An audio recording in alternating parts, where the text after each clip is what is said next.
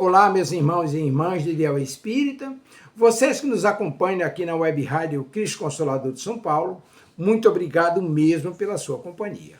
A nossa página Estação da Luz Espírita não tem fins lucrativos.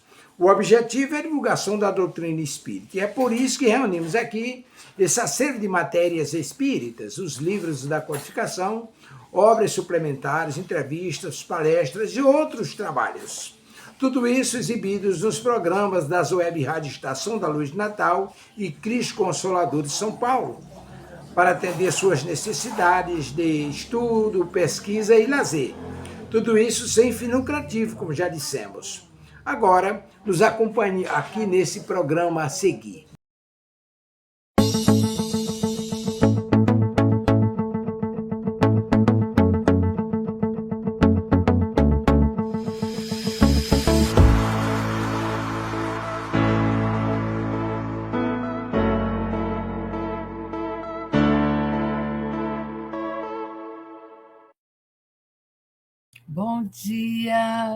Bom dia, meus amigos, queridos, familiares, amigos da Web Rádio Cristo Consolador e do nosso programa A Luz da Messe do Amor.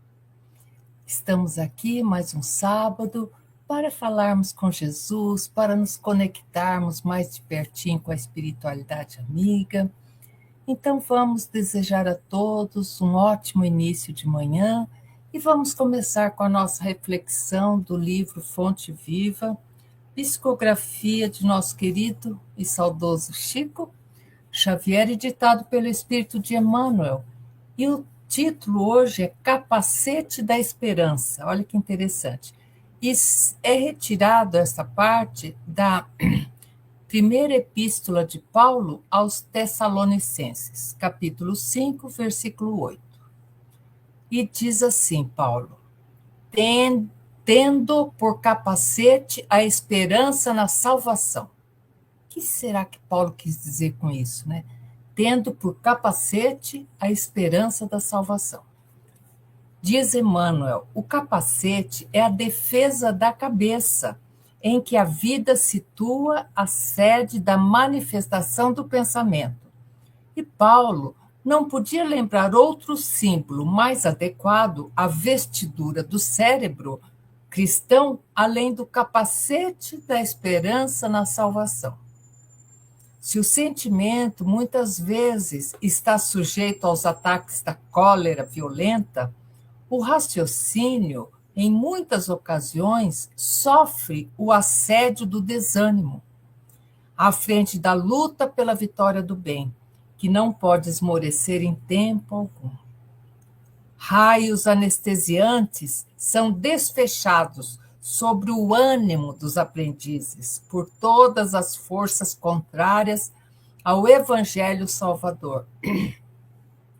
Então, aqui, meus amigos, Emmanuel já nos fala que dardos, né, os espíritos inferiores ainda, nos assediam querendo nos colocar no desânimo frente a seguir a boa nova de Jesus, ao Evangelho de Jesus. A exigência de todos e a indiferença de muitos procuram cristalizar a energia do discípulo, dispersando-lhe os impulsos nobres ou neutralizando-lhe os ideais de renovação. Então, olha só como somos atacados, meus irmãos, ou pelo desânimo, que bom, Paulo, obrigada, ou pelo desânimo, ou o ideal, aquele nosso ideal de seguir a Jesus. Contudo, é imprescindível esperar sempre o desenvolvimento dos princípios latentes que todos temos do bem, ainda mesmo quando o mal transitório estenda raízes em todas as direções. Vejam vocês, meus amigos, o mal transitório. Então, temos que ter essa certeza, que o mal que nos ataca, às vezes, é transitório. É necessário esperar o fortalecimento do fraco, à maneira do lavrador, que não perde a confiança nos grelos tenros, aguardar a alegria e a coragem dos tristes, com a mesma expectativa do floricultor, que conta com revelações de perfume e beleza no jardim cheio de ramos nus. Então, meus amigos, eu estava pensando, nós podemos pegar, nós, aprendizes do Evangelho, podemos pegar o exemplo do nordestino aqui do campo. Eu nunca vi um povo tão resiliente.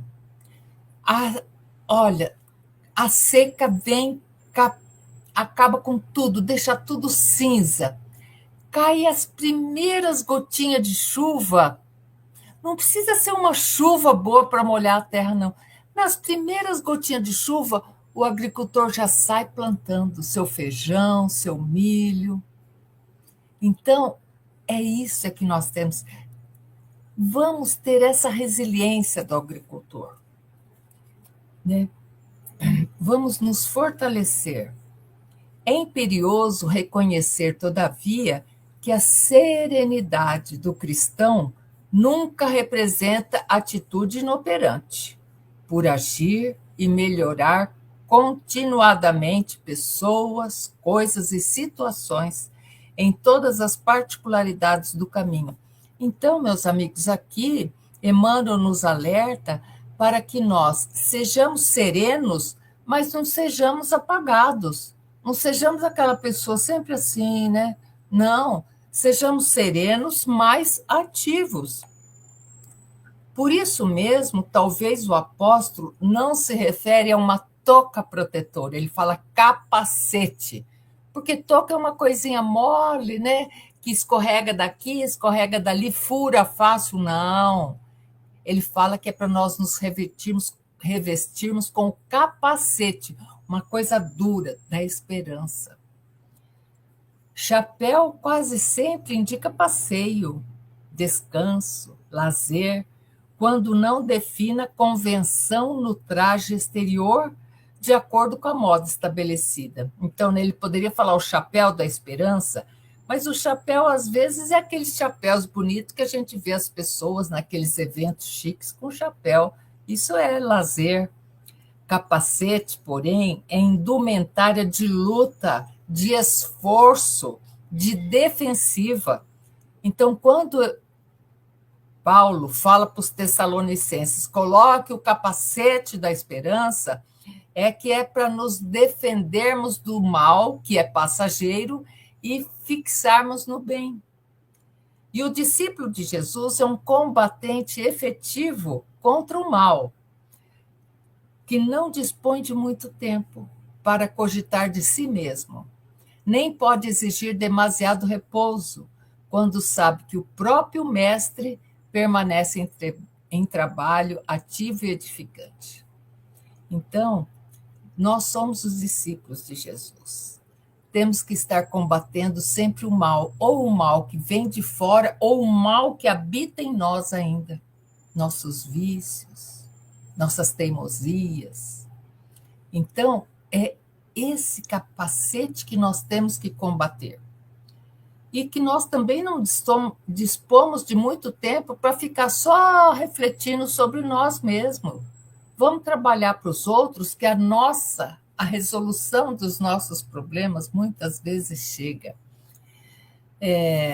Resguardemos, pois, o nosso pensamento com o capacete da esperança fiel e prossigamos para a vitória suprema do bem. Vejam vocês, né? Vitória suprema do bem. Então, é continuar a jornada, esperançosos, conscientes, sabedores que Jesus nos afirmou que com ele o jugo é leve e o fardo é suave. E aí nós podemos. Aí às vezes a pessoa fala, nossa, mas eu estou passando por uma dificuldade tão grande e Jesus fala que o fardo é suave. É suave. Imagina se nós não tivéssemos Jesus. Será que aguentaríamos carregar o fardo?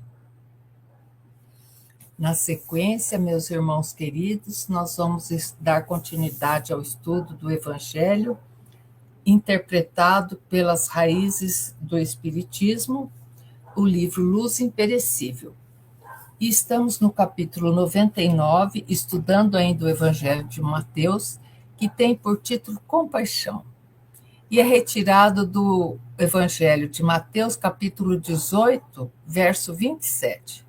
E diz assim: então o senhor daquele servo, movido de íntima compaixão, soltou e perdoou-lhe a dívida. Então vamos entender isso.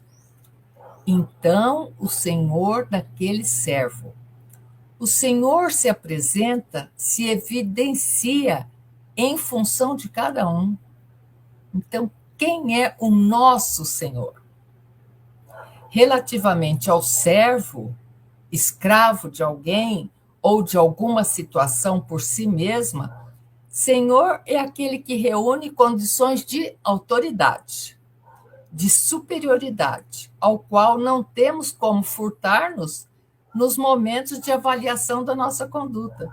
Então, se todos nós somos os servos de Cristo, os trabalhadores de Cristo, todos nós sabemos que estamos sendo constantemente avaliados, né? E também um dia teremos toda a nossa passagem desta vida avaliada. Na sequência, então, o Senhor daquele servo, então já sabemos quem é Senhor, sabemos que nós somos os servos, o Senhor é Jesus, movido de íntima compaixão. Um dos atributos de Deus, meus irmãos, é soberanamente justo e bom. Até agora vimos o lado da justiça. No momento se fala em compaixão. Compaixão é a filha do amor, é a filha da bondade, e exterioriza-se no íntimo, isto é, a compaixão se exterioriza no coração, no nosso sentimento. Né? É aquele olhar compassivo que nós temos, às vezes, para aquela pessoa que fala umas coisas sem pensar, e aí nós temos que ter compaixão. Se perante a lei somos intimados à liquidação até o último centavo, perante Deus, o Senhor Supremo, somos beneficiários de sua compaixão, que em nome da misericórdia que pulsa em seus sábios ditames, chega a cada qual que se dispõe a abrir o coração na extensão da compreensão, da tolerância para com os irmãos em humanidade. Esse pedaço é belíssimo, meus irmãos. Então, o que acontece? Deus é soberanamente justo e bom. Então, nós sabemos, no parágrafo passado, aqui atrás, nós sabemos que, Senhor, todos nós somos servos, e os servos são avaliados pelo Senhor. Mas também agora sabemos que Deus é soberanamente justo e bom. Então, essa bondade vai aparecer na nossa avaliação. Deus é justo, mas ele também é bom, né? Então, nós sabemos que nós temos que cumprir até o último ceitil, né? Como diz no Evangelho, até o último centavo, ou como popularmente as pessoas dizem, o que eu tenho que passar, o vizinho não passa por mim. Nós sabemos disso, mas sabemos também que nós somos beneficiários da compaixão do Criador, né? Em nome da misericórdia que ele tem para com todas as suas criaturas. Mas essa misericórdia do Criador para conosco se faz mais presente quando nós abrimos o nosso coração para compreender, para tolerar os nossos irmãos, porque da mesma forma que nós perdoarmos, da mesma forma que nós compreendermos, nós seremos perdoados, seremos compreendidos. Então, é uma via de mão dupla. Aquilo que eu dou, aquilo que eu recebo. Aquilo que eu dou, aquilo que eu recebo. Se eu dou compaixão, eu recebo compaixão. Se eu dou compreensão, eu sou compreendida. Então, isso é a lei divina. E aí, já estudamos, então o senhor daquele servo, movido de íntima compaixão, soltou-o e perdoou-lhe a dívida. Vamos ver. Isso se dá muito mais vezes do que nós imaginamos. Sempre que nos é permitido deixar débitos congelados e partimos para novas experiências, novas reencarnações. Então, olha só, quando é que Deus perdoa a nossa dívida? Quando Ele nos dá a possibilidade das diversas reencarnações. Ele é compassivo, Ele é bom e Ele é justo. Então, Ele nos... por isso que nós falamos que não tem essa de vai arder no fogo, vai arder no mármore eterno. Não. Deus é um Pai de amor e bondade e justiça. Então, como nós temos que quitar até o último centavo, Deus nos dá a bênção das reencarnações. Por isso que eu digo, meus irmãos, a maneira de Deus demonstrar o infinito amor dele por nós é nos dando a possibilidade das reencarnações, aonde chegaremos um dia a ser espíritos puros. Olha só, isso é a maior bondade, né? Então, somos perdoados porque contamos com a vida em abundância, e com o tempo e com as oportunidades de utilizar de acordo com o nosso livre-arbítrio. Então, percebe outra coisa interessante, meus amigos, que nós não somos bonequinhos de marionete, que a espiritualidade fica lá puxando os pauzinhos para a gente fazer isso, aquilo. Não. Assim que o Criador nos colocou inteligência, nos entregou o livre-arbítrio, nós somos livres. Nós temos que chegar lá em cima, ser espíritos puros. O caminho, quem vai fazer somos nós. Nós podemos ir em linha reta, podemos desviar, podemos às vezes cair numa barranqueira, mas vamos ter o trabalho para subir de novo, mas vamos chegar. Então, é tipo assim, Deus nos cria com uma linha grande, que vai chegar lá em cima, sermos espíritos puros. E nós vamos pegando essa linha e vamos fazendo o trabalho que nós quisermos, porque nós temos livre-arbítrio, né? Então, daí, meus irmãos, a importância da gente se autoconhecer cada vez mais. Eita, deixa eu ver, o que eu tenho de errado ainda aqui comigo que está fazendo, está colocando dificuldades na minha caminhada, né? Então, quanto mais a gente se conhece, mais a gente se arruma aqui por dentro e mais um degrauzinho a gente consegue subir. Então, perdoados, somos perdoados, Deus nos perdoa sempre, mas não somos limpos. Então, há necessidade de irmos lavando com paciência e determinação a roupa espiritual, a fim de que, à época própria, sejamos encontrados com a veste adequada e limpa para o festim das bodas. Olha só que beleza, gente. Então, Deus nos perdoa? Perdoa sempre. Sempre, sempre, sempre Deus nos perdoa. Mas a hora que Deus nos perdoa, nós ficamos automaticamente limpos, como num passo de mágica? Não. Essa é a parte que nos toca.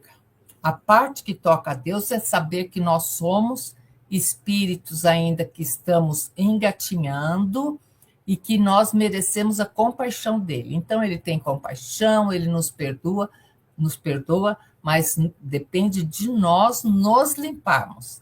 Então, através das reencarnações, nós voltamos para o plano físico, com outra roupagem física, mas o espírito mesmo, e cada vez nós vamos melhorando mais um pouquinho, que é onde nós vamos nos limpando. Então, a bênção das reencarnações. A maior lição que fica desta leitura de hoje é a bênção da reencarnação, como uma forma profunda de amor do Criador para com nós, suas criaturas. Que lindo ter essa certeza, né, gente? Que somos perdoados, mas não é porque nós somos perdoados que passou uma borracha. Não, quem vai ter que passar borracha somos nós, com as nossas atitudes diferentes, cada dia mais. Então, vamos lá. Vamos agora dar continuidade ao estudo no tema de hoje, que é igualdade, retirada do livro Ave Luz, psicografia de João Nunes Maia e ditado pelo espírito de Shaolin. E hoje quem vai fazer a pergunta é André. Olha só, quem está hoje precisando de conversar com Jesus é André. E nesse momento, André somos todos nós. André, irmão de Pedro, também de Betsaida, era pescador de profissão, como seu irmão, Simão Pedro. Nascera naquela aldeia sob o beneplácito estrutural da religião judaica. Todos ali eram judeus. Não existia cristianismo. O cristianismo foi criado muito depois, né? Então, todos eram judeus.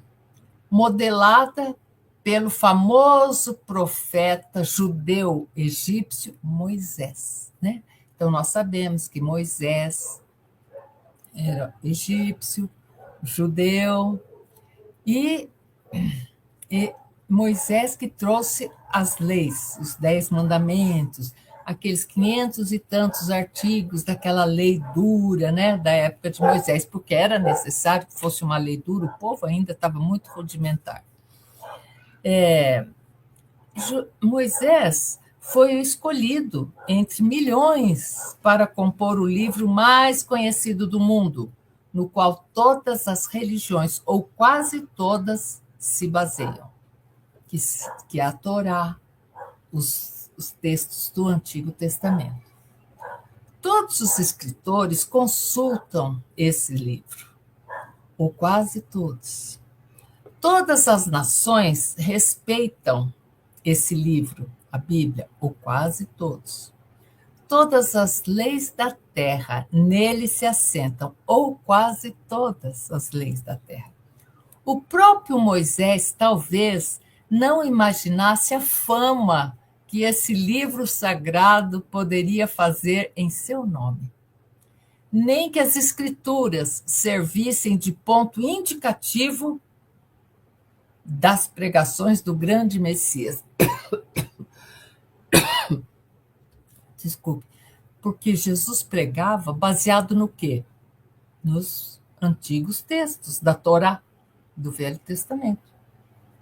André de Betsaida tinha um caráter formado nesse ambiente, que tinha como lei central os 10 mandamentos, para que todos pudessem disciplinar seus impulsos por eles, amando a Deus para amar o próximo. Então, a gente percebe que os 10 mandamentos são mandamentos assim para disciplinar os nossos impulsos. Não matarás, não desejarás a mulher do próximo, né? Então, tudo é para disciplinar nossos impulsos. Então, André, quando conheceu Jesus, já era discípulo de João Batista. Percebe que vários dos discípulos de Jesus já vinham sendo discípulos de João Batista. Até que João Batista, né, Jesus fez questão que João batizasse ele de acordo com as leis judaicas da época, né, no rio. E aí João entregou aquilo que ele vinha fazendo para ele, porque João foi o precursor de Jesus. João veio abrir o caminho para Jesus. Então, André também era seguidor de João Batista. Convidado pelo seu primeiro mestre, que é João Batista acertou as coisas para quando Jesus chegasse. Convidado por João Batista, passara André aquela noite no deserto, conversando sobre as coisas de Deus, sobre a vida futura, sobre o dever do homem para com a vida na terra, qual era o caminho do arrependimento, no sentido de alcançar melhor e mais profundo entendimento sobre os preceitos de Deus. Então, olha que legal. André e João Batista, uma noite passaram no deserto, uma noite inteira ali conversando sobre Deus, o que Deus esperava deles. Imagina que nível de conversação que não foi aquela, né? Ali, certa hora da madrugada, André, já cochilando, é tocado por João Batista, que com os olhos fitos no infinito, como se estivesse conversando com as estrelas, fala sorrindo. A gente fica imaginando a personalidade de João Batista, né? Que pessoa, né?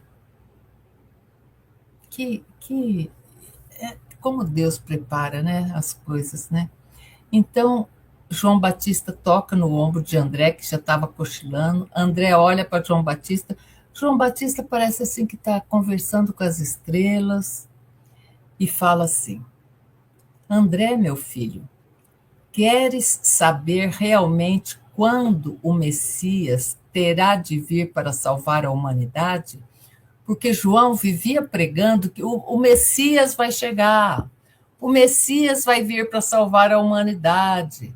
Então, a conversa aquele dia entre André e João Batista era essa. João falando, né? André, meu filho, se queres saber realmente quando o Messias terá de vir para salvar a humanidade, eu te falo como se fosse a boca do Senhor que está nos céus. Esse era o jeito de João Batista falar. Ele falava assim, eu sou a boca de Deus, né? Era um médium de Deus também. Então ele fala, eu te falo como se fosse a boca do Senhor que está nos céus. O Messias já se encontra na terra e eu, em primeiro lugar, já o conheço há muito tempo, sem, contudo, ter a ciência de que ele era o Salvador do mundo. Por que João Batista fala que ele já conhecia há muito tempo? Porque João Batista não era primo de Jesus? Lembra que Maria foi visitar Isabel, mãe de João, quando estava grávida? E que quando Maria chegou lá, João Batista pulou dentro da barriga de Isabel e ela falou, bendito seja aquele que faz meu filho pular dentro do meu ventre. Então, Isabel saudou Maria, sabendo que dentro de Maria também havia, só que havia o Filho de Deus, né? Então, por isso que João Batista fala que ele já conhecia há muito tempo, só que ele não sabia, naquela época de criança, de mocinha, ele não sabia que Jesus era o Messias prometido lá nos antigos textos bíblicos. Sem, contudo, ter a ciência de que ele era o Salvador do mundo. E se queres saber, André, mesmo esse de que te falo é Jesus de Nazaré, filho de Maria, que tem por companheiro José, o carpinteiro. Olha que lindo. Então, nessa conversa, nessa noite no deserto, entre André e João Batista revela para André que o Messias já havia chegado e era Jesus. Jesus, quem é Jesus? Filho de Maria e do carpinteiro José, né? Aqui no Nordeste é muito normal falar, você conhece fulano filho de Beltrano? Pronto, se falar conhece fulano, todo mundo fica assim, mas filho de Beltrano já sabe quem é. Então era a mesma coisa. José, aquele que é filho de Maria, e o companheiro de Maria, José o carpinteiro, pronto. E aí, para André isso foi uma novidade. André estremeceu nos seus alicerces. Pensara muitas vezes que o Salvador era João Batista. Então, como João Batista falava coisas incríveis, vinda de Deus, André também pensava que ele, João Batista, era o Salvador. Qual não é a surpresa de André, a hora que o próprio João Batista fala, não sou eu, é Jesus, o filho de Maria e do carpinteiro José. Esse é o Salvador. Aí, né? E João fala ao irmão de Pedro, que é André, com segurança. Eu, André, vim primeiro abrir as veredas. Eu vim dar o sinal, abrir as portas dos corações pelo arrependimento, para que o amor encontre acesso na alma faminta das gerações. Olha que lindo o papel de João Batista, gente. Ele veio primeiro, no meio daquele povo duro ainda, mas ele veio primeiro com palavras duras, mas abrindo a porta que diria que o Messias viria para ensinar a amar. Porque Moisés veio com a primeira revelação, que é a lei. Jesus já veio com a segunda revelação, que é o amor. Então, olha que lindo, que linda a missão de João Batista, né?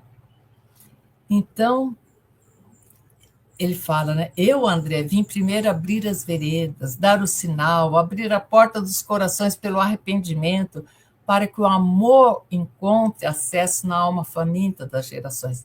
Então, o negócio de João, por que João queria batizar todo mundo? Porque para batizar, o cara tinha que se arrepender. E João queria que o povo se arrependesse para receber Jesus de alma limpa. Então, olha, ele fala, João Batista continua, esse Messias de que te falo tem a assistência de grande movimento de anjos nos céus. Isso quer dizer o quê? Este Messias de que te falo tem assistência de bons espíritos que tomam providências no sentido de que sua palavra seja cumprida. Percebe, gente, como na espiritualidade não tem acaso? Tudo é devidamente planejado. Tudo é planejado pelos benfeitores maiores. E aí João diz, não sou digno de ser seu servo. Tudo que foi dito dele há de se cumprir. Tudo aquilo que foi dito no Antigo Testamento, do Messias que havia de vir, seria imolado, Cordeiro Divino. João Batista fala, tudo se há de cumprir, para que reconheçamos a sua missão na terra. André perdeu totalmente a vontade de dormir. Se André estava cochilando antes dessa revelação de João Batista, falar que Jesus, o Messias era Jesus, que já estava ali nas redondezas, o sono de André passou rapidinho. Não tirava os olhos dos céus para ver se via alguma coisa relacionada com o que ouvira de João Batista acerca de Jesus. Percebe, gente, como eles eram tão inocentes naquela época, porque André viu João Batista olhando para o céu, como se estivesse conversando com as estrelas, e falando, né, revelando para André que Jesus, o Messias já estava ali entre eles, que André passa o sono de André, e André também fica olhando para o céu para ver se ele vê alguma coisa, né? Então, André perdeu totalmente a vontade de dormir naquela noite, não tirava os olhos dos céus para ver se via alguma coisa relacionada com o que ouvira de João Batista acerca de Jesus. André foi visitar o novo profeta. Foi visitar Jesus. E cientificou-se da verdade, tendo feito todo o empenho para levar Pedro a Jesus. Olha então. Então, André primeiro foi conhecer Jesus, e aí fez o maior empenho para Pedro e o irmão dele e também conhecer Jesus. Então, Pedro conheceu Jesus via André. Quem guiou os dois, quem guiou, então, André e Pedro até Jesus foi Filipe, que nós já falamos dele dias atrás. Filipe foi o guia dos dois irmãos de Betsaida, para depois ser um dos convidados do grande mestre. André conversava bastante, mas com pessoas da sua amizade. Ele era pescador. Logo que começasse a juntar mais gente, André, introvertido que era, calava-se. Enquanto estavam só os amigos dele ali, os pescadores, ele conversava, André conversava. Mas chegava alguém que não era daquele círculo de pescadores, André já ficava meio calado. O acanhamento era uma barreira que impedia André, às vezes, de realizar muitas coisas. Está vendo? Porque, às vezes, a timidez é ruim. em meio à multidão, mesmo que ele dominasse um assunto, ele perdia totalmente a inspiração e corava com facilidade. Então, se ele estava falando, ele tinha conhecimento daquilo que ele falava, mas começava a chegar gente de fora, ele já perdia a intuição, já esquecia tudo que ele estava falando. O seu estado emocional tirava-o de muitas alegrias. Conversara com João sobre isso, o homem do deserto, e o homem do deserto o aconselhou que esperasse, dizendo que poderia ser uma porta fechada por Deus para que ele, André, pudesse crescer em determinadas virtudes e saber controlar mais tarde suas próprias emoções. A sabedoria de João Batista, com aquele jeito meio louco dele, andava pelo deserto, comendo gafanhoto, tomando mel, vestido só de pele de cabra, cabeludo, barbudo, imagina a figura que era João Batista. Imagina a figura que era João Batista. Mas olha a sabedoria dessa criatura, né?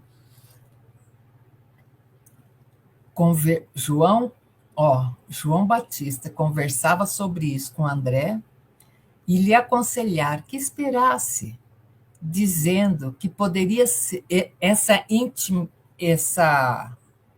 ele seria tímido. Essa timidez de André poderia ser uma porta fechada por Deus para que André pudesse primeiro crescer em algumas virtudes e aí então saber controlar mais tarde suas próprias emoções. Eita sabedoria!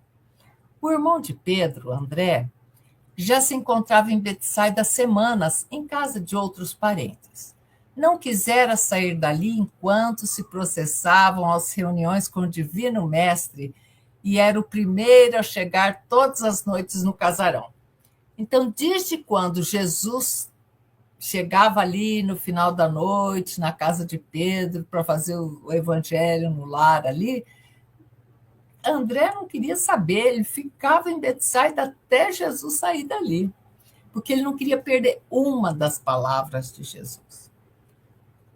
Suas andanças de André se limitavam ao trabalho da pesca no lago de Genezaré. Enquanto as estrelas piscavam no infinito, emprestando sua claridade à lua, André coloca o seu pé direito dentro do grande rancho dos pescadores, saudando-os com a frase: "A paz seja nessa casa". Daí a pouco, todos tomavam assento em torno do mestre de Nazaré. Quantos de nós será que estivemos ali, né? Sentados aos pés de Jesus, escutando ele falar. Talvez por isso que tenhamos hoje tantas saudades, né? Mesmo a gente tendo ele aqui dentro, humanos que somos, a gente sente saudade daquela proximidade física. A paz seja convosco. Daí a pouco todos tomavam assento ao redor do mestre, e a visão do Cristo envolve de cheio a Tiago. Lembra aquela olhadinha que Jesus dava assim e parava o olhar num, aquele sabia que a prece inicial ia ser por conta dele? Tiago, que logo compreende e ergue aos céus fervorosa oração. André já havia conversado com Pedro, que era o irmão dele, acerca de suas dúvidas na maneira pela qual ele entendia a igualdade. Então, o que estava assim, na cabeça de André, que não queria sair, esclarecer bem certo, ele queria saber a respeito da igualdade. E na hora sentiu que alguém que ele não via, olha, André, na hora, depois que Tiago fez a prece, Jesus olhou para Tiago, Tiago sabia que era para ele fazer a prece, Tiago fez aquela prece sentida. Aí, olha só, André sentiu que alguém que ele não via pedia-lhe para perguntar a Jesus sobre a igualdade, tema que tanto fascinava os humildes e pequeninos, quanto é desprezado pelos latifundiários. Então, olha só, A igualdade é um tema acalentado pelos humildes e pelos pequenos, e a igualdade é um tema desprezado pelos latifundiários, não é? Os donos de grandes terras estão lá preocupados com igualdade? E os pequenos? Todos querem ser iguais. E foi o que fez. Então, olha, quem é que André não via que estava falando para ele? Pergunta sobre igualdade. Os espíritos benfeitores estavam dando uma empurradinha, né?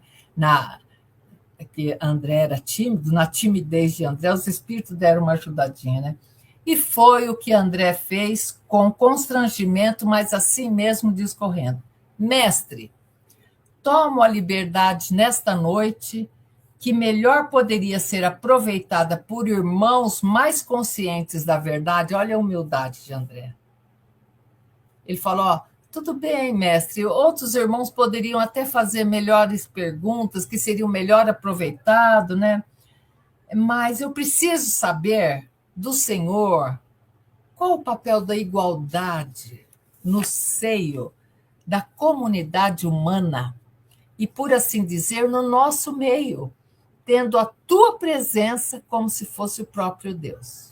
Olha que lindo como André expôs. André falou, Jesus, eu sei que tu és o representante de Deus aqui na Terra. Então, qual é o papel da igualdade entre nós, os caminhantes desse mundo? E aí, olha só, André abaixa a cabeça e espera escutar a verdade. Olha várias vezes para Pedro, inseguro, né? André está inseguro. Olha várias vezes para Pedro, sorridente, e o discípulo da fé aprova seu gesto. Pedro falou assim, vai em frente, André. Isso mesmo, que bom que você perguntou. Aí André sossega um pouco, né? E aí André senta-se tranquilo e Jesus, com aquela ternura peculiar, responde compreensivo. André, meu filho, sendo Deus todo amor e justiça, não poderíamos acreditar em desigualdade no mundo e no grande rebanho do seu coração. Contudo, assim como tu não és capaz de encontrar uma folha igualzinha à outra na imensidão da floresta, nem árvores iguaizinhas umas às outras, nem animais, nem insetos iguaizinhos uns aos outros, também nunca encontrastes um rosto chorando, sorrindo, ou em estado normal igual ao outro na sua estrutura física. E no caráter, e na disposição dos bens. Então, olha só, né? Jesus já começa fazendo André raciocinar. Se nenhuma folha que cai da árvore é igual à mesma folha dessa árvore, imagina a relação entre os homens. Então, olha só, em caráter, né, na disposição dos bens. E Jesus continua, no fundo, todos somos feitos iguais, simples e ignorantes, como certamente as coisas que nos cercam. Porém, olha o que Jesus vai falar agora, porém, cada um de nós e cada coisa se encontra como expressa no sonho de Jacó, em forma de escada. Cada um e cada coisa vive em um degrau da vida, expressando o mundo em que vive. Então, gente, isso é a maior lição. Se nós estamos num determinado degrau, nós não podemos exigir de um irmão que esteja num degrau acima ou num irmão que esteja num degrau abaixo que siga no mesmo degrau do nosso. Então, o que nós podemos é cuidar do nosso degrau e fazer com que nós consigamos subir o próximo degrau. Mas não vamos querer que o outro se iguale a nós. Cada um tem o seu momento.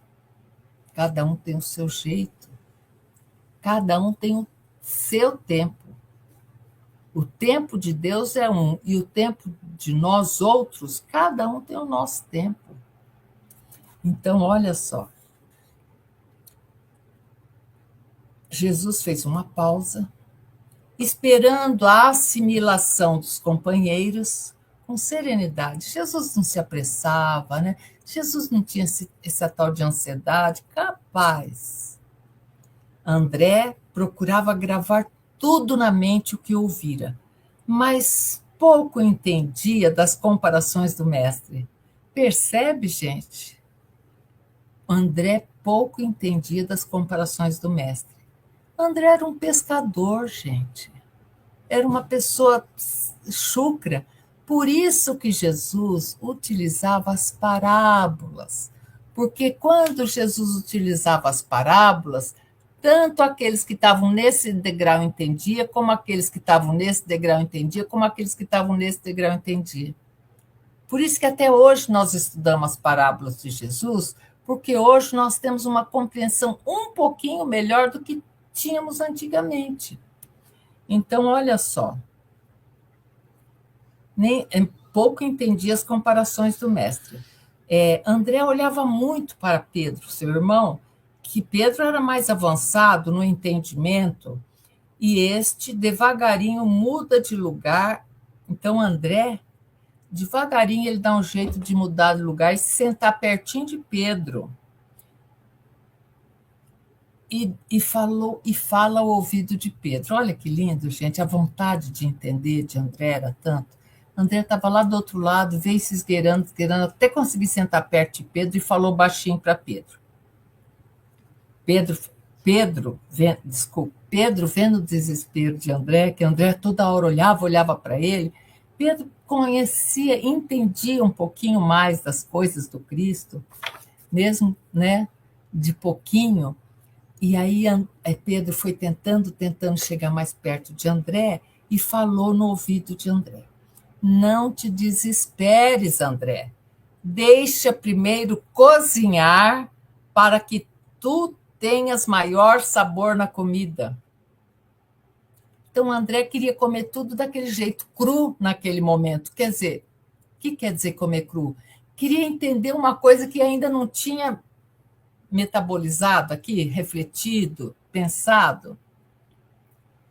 Então, olha só o que o Pedro fala, ainda não temos capacidade de entender o Cristo com a mesma facilidade como que perguntamos sobre os nossos problemas. Por vezes, eu tenho dificuldade até de formular as perguntas, e muito pior, quando ele responde, eu tenho dificuldade de entender o que ele fala. Não te aflijas, André, espera. Olha a humildade desses primeiros, que a gente se espelhe na humildade desses homens. André sentiu-se consolado. Pensou assim, puxa, não sou só eu. Pedro, que é mais ligado, também tem certas coisas que não entende. E Jesus retoma a palavra com sabedoria e discrição. André, será que quando alimentas o ideal da igualdade, não pensas somente em seres igual aos que se encontram bem situados no mundo da riqueza e no domínio dos poderes da terra? Eita, Jesus foi cirúrgico mais uma vez, né? Então, Jesus volta para André e fala assim, André, você se preocupa tanto com igualdade, mas não é porque você fica se comparando àqueles que têm mais poder e dinheiro na terra? Em outras palavras, Jesus falou isso. Já pensastes, diz Jesus para André, já pensastes na igualdade daqueles que se encontram nos vales dos leprosos, sem esperança, para que possas, com a fé que tens, consolá-los? Então, André estava incomodado pela questão da igualdade, porque André se comparava aos poderosos. Jesus falou, pensa nos leprosos lá no Vale dos Imundos, que era um vale que não entrava ninguém, não saía ninguém de lá. Será que já passou pela tua cabeça seres igual na posição em que te encontras aos andarilhos sem destino? e às vezes sem até pátria, passando as maiores necessidades que o destino lhe impõe, para que junto a eles possas idealizar meio e movimentar recursos pelo que já sabes para aliviá-los dos seus sofrimentos. Jesus foi maravilhoso, né? Então André estava se sentindo inseguro porque ele ficava pensando na questão da igualdade, aqueles que têm muito, e aqui nós, os pequenos, não temos nada. Jesus falou, André, vamos ver o negócio da igualdade lá com os leprosos? Vamos ver o negócio da igualdade com aqueles andarilhos que fica só na estrada, andando para lá e para cá? Vamos ver o que nós podemos fazer por eles? Olha só. Será que pretendes... Jesus continua, soltando as bombas em cima de André. Será que pretende igualar-te aos velhos sem teto e às crianças órfãos, para que junto a eles venhas a colocar a tua inteligência a serviço da segurança desses que sofrem o desprezo na carne e no coração? Por certo que não. Então Jesus falou, você não vai querer se igualar àqueles que não têm pai nem mãe, né? Aos velhos, por certo que não. A igualdade que todos, ou quase todos, pretendem, meu filho, diz Jesus, tem algo de egoísmo, tem muito de bem-estar próprio. Gente, isso é para nós, direto para nós, não é? A igualdade que todos, ou quase todos, pretendem, meu filho, tem algo de egoísmo, tem muito de bem-estar próprio. Todo homem revoltado na vida é revoltado porque não conseguiu atingir o lugar que outros desfrutam nos píncaros dos poderes de César, da matéria. Seria muito mais justo e humano se ele quisesse beneficiar os outros, desfrutando também que ele trabalhasse em silêncio, em qualquer trabalho, em que a dignidade fosse a meta, em que a sinceridade fosse o comando e em que o amor fosse o interesse. Mesmo assim, não seria igual aos teus semelhantes, por existirem detalhes que não percebes, impedindo essa possibilidade. Aqui Jesus vai afiançar a André que não existe igualdade 100%, porque todos somos seres únicos. Não somos aqui igual aquela propaganda da tinta coral. Não, todos somos seres únicos. Faiscava a expectativa nos corações dos apóstolos. Fervia a ansiedade de todos pelo desfecho que Jesus daria acerca do tema igualdade. André tocara num assunto que não sabia tão complicado que era. Pedro esfregava as mãos, ansioso, por saber que o mestre colocaria o tema às claras, mesmo que fosse ao final das conversas. Jesus não deixava nada passar em branco. Se alguém tinha uma dúvida, ele ia lá e resolvia. O Nazareno dá continuidade com mansuetude. Jesus era demais. E ele diz, quando o impulso de desigualdade acende no coração de um homem, é para ser desigual aos pobres, aos párias, aos incultos, mesmo pertencendo a essa faixa de testemunho. Então, aqui Jesus diz, quando a gente pensa em igualdade, a gente está pensando assim, porque eu sou um pobre, porque eu não tenho pátria, porque é isso, né? E aí Jesus fala, devemos lutar com todas as nossas forças no sentido de que todas as camadas da vida, olha só, todas as camadas da vida, ao se aproximarem de nós, sintam no coração que estamos nos apresentando como se fôssemos ele, em benefício deles, esquecendo posições caso haja. Então Jesus falou assim, em outras palavras: nivele, se nivele àqueles que vocês vão ajudar. Adianta, gente, a gente sair 11 horas da noite para entregar uma marmita de comida para aquelas pessoas que não têm casa, os moradores de calçada? Adianta a gente chegar lá e jogar a marmita como se fosse um lixo? Não. Ó, nivele. Chegue lá, ele está deitado embaixo de uma sacada. Chegue lá, sente perto dele. Ah, mas ele está dormindo embriagado. Chegue lá, sente perto dele, bote a mão nas costas dele e fala: meu irmão, como você está? Vai uma comidinha aí? Tem café também, você quer? Tem água, tem um lanchinho, tem um cuscuz. Não é? Diferente, meu irmão. Nivelar. Nivelar. Muitas vezes a gente faz a pretensa caridade, ó, com o nariz em pé. Tem valor? Para aquele que a gente está dando, até tem valor, mas perante a Deus, acha que tem valor? Tem não. Tem não, porque nós estamos lá para. Eu sou a boa, vou lá entregar marmitinha 11 horas da noite, né? Não adianta nada.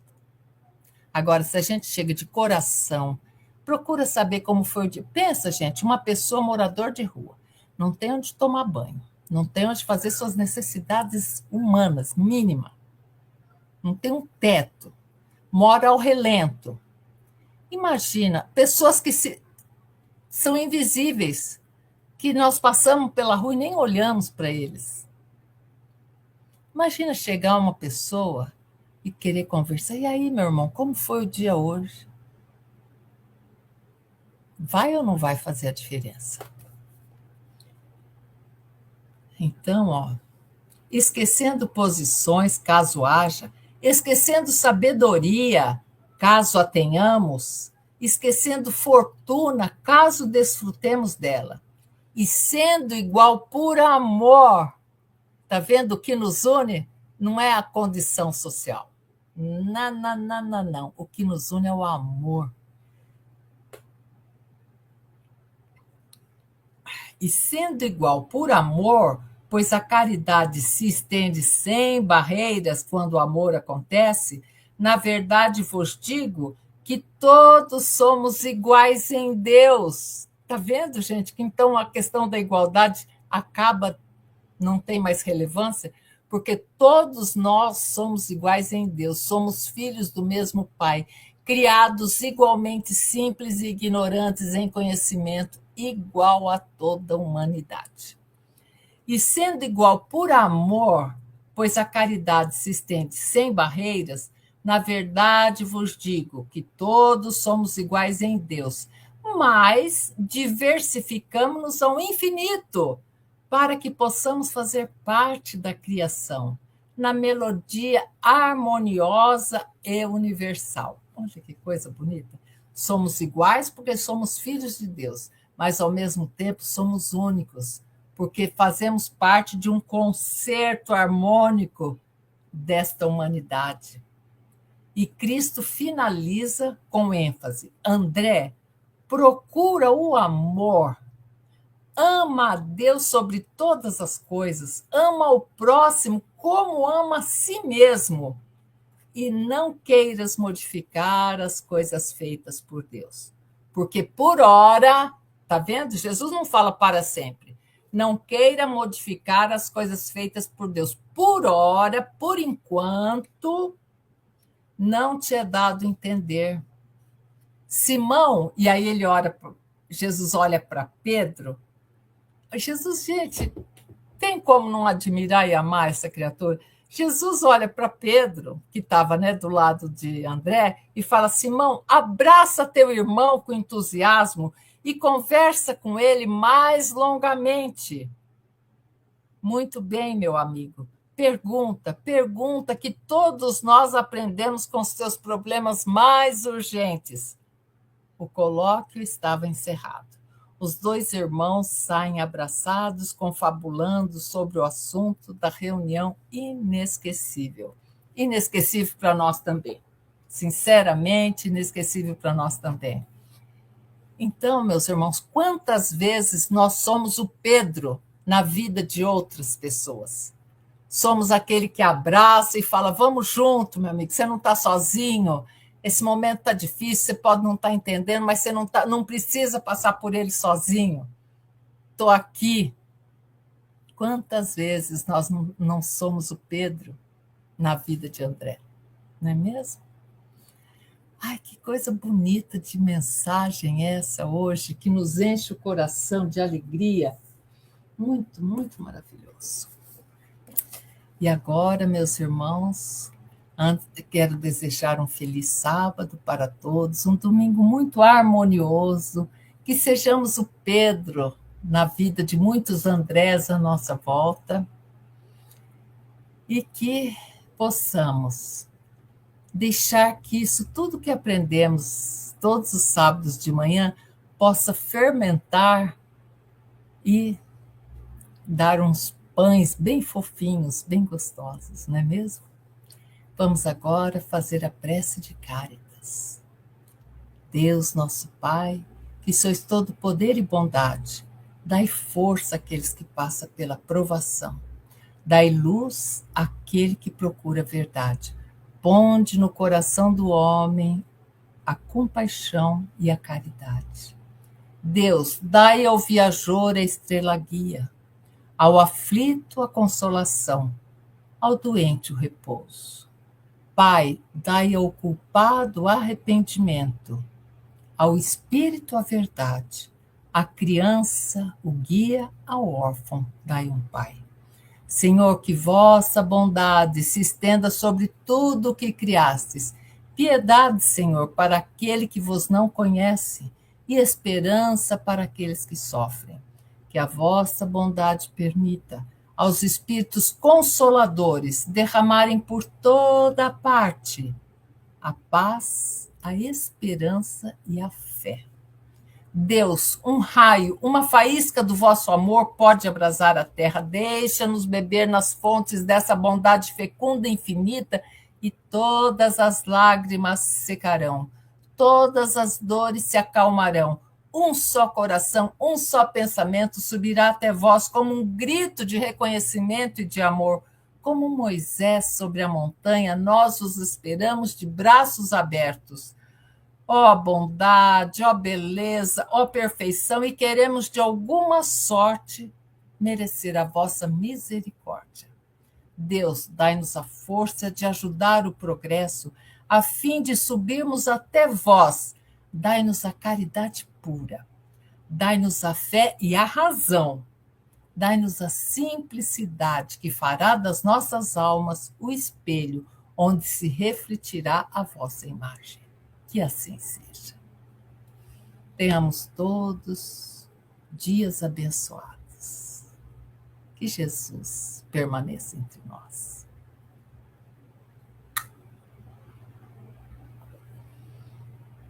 Muito obrigada.